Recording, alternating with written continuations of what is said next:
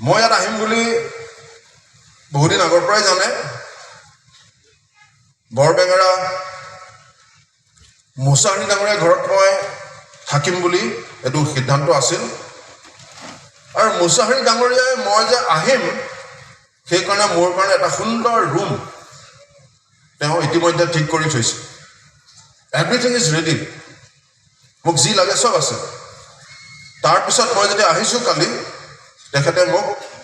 সেইটো ৰুমত থাকিব দিছে মই আহাৰ পিছত আপুনি আহিলে এইটো ৰুমত থাকিব লাগিব চাফা কৰা এইটো ঠিক কৰা এনেকৈ তেওঁ কৰা নাই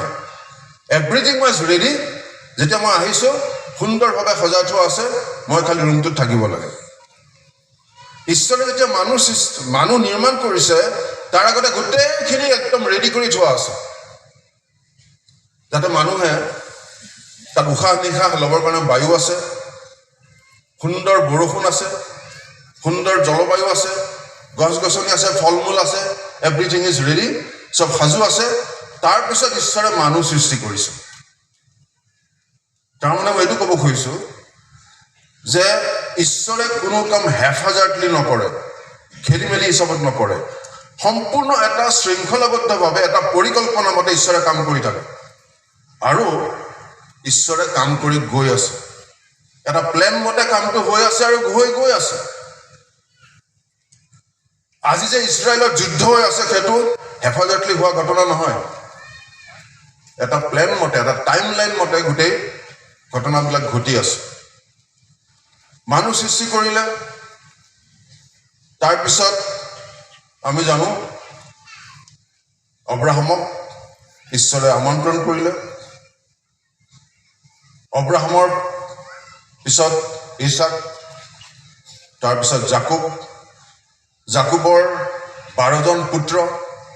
আৰু সেই জাকুবৰ 12জন পুত্ৰৰ পৰা ইছৰাইল জাতি গঠন হ'ল তাৰপিছত ইছৰাইল জাতিক ঈশ্বৰে বিশেষভাৱে বাছি লোৱা জাতি মচিৰ যুগেৰে বিধান দিলে আৰু ইছৰাইল জাতিক আনি সেই প্ৰতিজ্ঞাৰ দেশ কনান দেশত পেলেষ্টাইন দেশত ঈশ্বৰে প্ৰতিষ্ঠা কৰিলে আৰু তেওঁলোকে বিচাৰিলে তেওঁলোকক ঈশ্বৰে ৰজা দিলে চৌল ৰজাৰ পিছত দাউদ ৰজা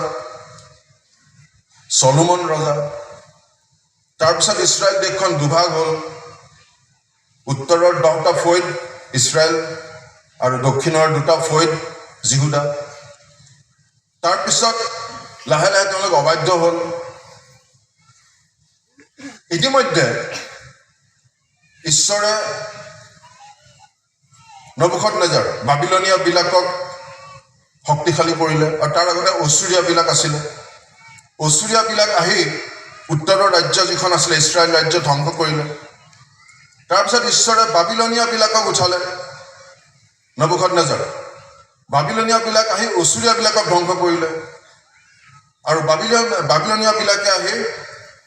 দক্ষিণৰ ৰাজ্য জিহুদা ধ্বংস কৰিলে তাৰপিছত জেৰুজালেম ধ্বংস হ'ল তাৰপিছত গোটেই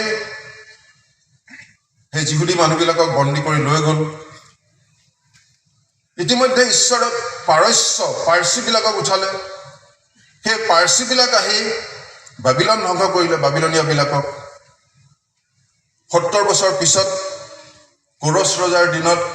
কোৰছ ৰজা আজ্ঞা জাৰি কৰিলে যে জিহুদী মানুহবিলাক আকৌ ঘূৰি যাব পাৰে আকৌ জিহুদী মানুহ কিছুমান ঘূৰি আহি তেওঁলোকে জেৰুজালেম আকৌ নিৰ্মাণ কৰিলে মন্দিৰটো আকৌ নিৰ্মাণ কৰিলে তাৰপিছত ঈশ্বৰে গ্ৰীকবিলাকক উঠালে আলেকজাণ্ডাৰ গ্ৰীকবিলাকে পৰাস্ত কৰিলে গ্ৰীকবিলাক হৈ পৰিল গোটেই পৃথিৱীৰ চবতকৈ শক্তিশালী কিন্তু আমি জানো যে ইছৰাইলৰ ৰাজ্য তেওঁলোকে আৰু আগৰ নিচিনা নাপালে তাৰপিছত ঈশ্বৰে উঠালে ৰোমিয়া সাম্ৰাজ্য হৈ গ'ল আৰু এনেকুৱা এটা সময় আহি গ'ল যে গোটেই পৃথিৱীৰ যিখন সভ্য পৃথিৱী চবতে সেই ৰোমিয়াবিলাকৰ প্ৰায় বেছিভাগ গোটেইখিনি বুলি নকওঁ ৰোমিয়াবিলাকৰ আধিপত্য চলিল আৰু গোটেই ৰোমিয়া সাম্ৰাজ্যত গ্ৰীক ভাষা মানুহে বুজি পোৱা ধৰণৰ এটা ভাষাৰ নিচিনা হ'ল আৰু কানেক্টেড হৈ গ'ল গোটেই পৃথিৱী আৰু তেনেকুৱা সময়ত প্ৰভু যীশুৰ আগমন হ'ল গোটেই পৃথিৱীখন ঈশ্বৰে প্ৰিপেয়াৰ কৰিলে যে গোটেই পৃথিৱীৰ কাৰণে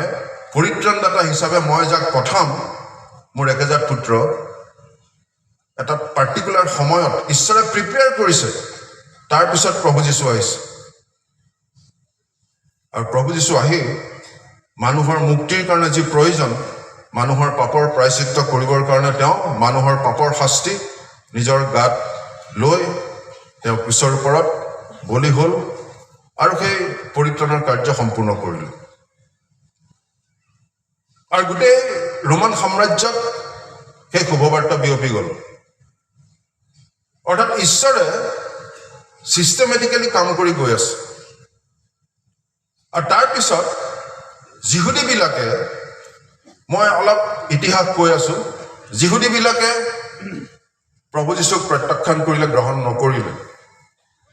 আমি জানো তেওঁলোকে প্ৰভু যীশুক ক্ৰুচত দিলে আৰু 70 চনত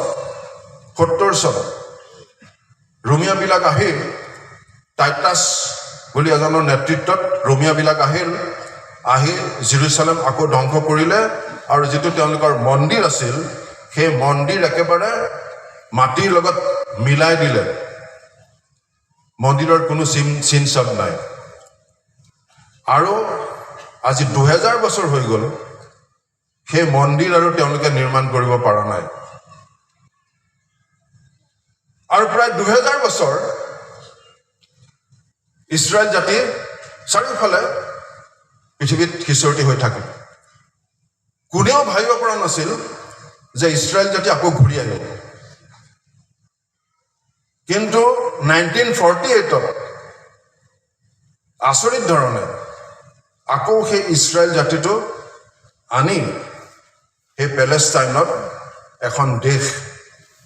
আকৌ গঠন হ'ল 2000 বছৰ পাৰ হৈ গ'ল কোনেও ভাবা নাছিল সঁচা হ'বনে এদিন কিন্তু ঈশ্বৰে আকৌ আনি তেওঁলোকক 1948ত তেওঁলোকক স্থাপন কৰিলে এটা নিৰ্দিষ্ট ডিৰেকশ্যনত গৈ আছে ঈশ্বৰৰ প্লেন মতে ঈশ্বৰৰ আঁচনি মতে গোটেই হিষ্ট্ৰী আমাৰ হিষ্ট্ৰীটো আগবাঢ়ি গৈ আছে ৱৰ্ল্ড হিষ্ট্ৰী আৰু ইয়াত যিটো বিষয় আছে বি ৱাচফুল প্ৰভু যীশু আহি আছে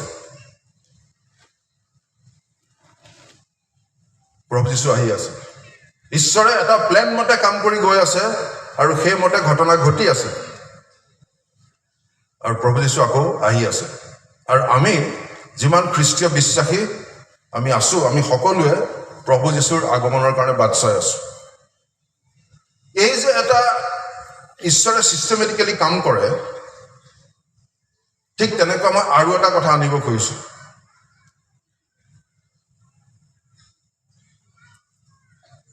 ঈশ্বৰে যেতিয়া আদম আৰু হৱাই পাপ কৰোঁতে ঈশ্বৰে আদম আৰু হৱাক ছালৰ পোছাক পিন্ধাবৰ কাৰণে এটা জন্তু প্ৰথম মাৰিছিল এটা জন্তু মাৰি সেই জন্তুৰ ছাল আদম আৰু হৱাক পিন্ধাইছিল আৰু সেই যে জন্তু এটা মাৰিলে তাৰ দ্বাৰাই ঈশ্বৰে আচলতে দেখুৱাইছিল যে আদম আৰু হৱাৰ লাজ ঢাকিবৰ কাৰণে যেনেদৰে এটা জন্তু তেওঁ মাৰিছিল ঠিক তেনেকৈ আমাৰ মানুহৰ লাজ আত্মিক বিবস্ত্ৰতা থাকিবৰ কাৰণে ঈশ্বৰে এজন বলি দিব আৰু তেওঁৰ ধাৰ্মিকতাৰ পোছাক আমাক পিন্ধাব আমাৰ লাজ ঢাকিবৰ কাৰণে আৰু তেওঁই হৈছে প্ৰভু যীশু তাৰপিছত আপোনালোকে আদি পুস্তক 4 নম্বৰ অধ্যায় 4 পদত পাব প্ৰথম হেবলৰ কথা হেবলে ঈশ্বৰৰ উদ্দেশ্যে এটা জন্তু বলি দিছে সেই প্ৰথম আমি এটা ৰেকৰ্ড পাওঁ বাইবেলত ঈশ্বৰৰ আগত হেবলে এটা জন্তু বলি দিছে আৰু ঈশ্বৰ সন্তুষ্ট হৈছে তাৰপিছত আমি আৰু এটা ঘটনা পাওঁ অব্ৰাহামৰ যি সন্তান ইছাক ঈশ্বৰে অব্ৰাহামক ক'লে তুমি তোমাৰ সন্তান ইছাকক বলি দিয়া আৰু অব্ৰাহামে ইছাকক লৈ গ'ল মৰিয়া নামৰ এটা পৰ্বত ইছাকক লৈ গৈছে ইছাকে সুধিছে যে বলি দিবৰ কাৰণে বলি ক'ত অব্ৰাহামে কৈছে ঈশ্বৰে যোগাব আৰু যেতিয়া ইছাকক বলি দিবৰ উপক্ৰম হৈছে তেতিয়া ঈশ্বৰে বাধা দিছে তুমি তেওঁক বলি দিব নালাগে এটা মেৰ পোৱালি ঈশ্বৰে তাক যোগাইছে আৰু ইছাকৰ সলনি সেই মেৰ পোৱালিটো বলি হৈছে সেয়ে প্ৰথম ঈশ্বৰে দেখুৱাইছিল যে মৰিব লাগিছিল ইছাক কিন্তু ইছাকৰ সলনি মৰিল এই ছাগলীটো মেৰ পোৱালি অৰ্থাৎ আমাক বচাবৰ কাৰণে মৰিব লাগিছিল আমি কিন্তু আমি বাচি যাবৰ কাৰণে ঈশ্বৰে আমাৰ জাগাত মেৰ পোৱালি হিচাপে প্ৰভু যীশুক পঠাব সেইটো প্ৰথম ঈশ্বৰে এটা উদাহৰণ দিছিল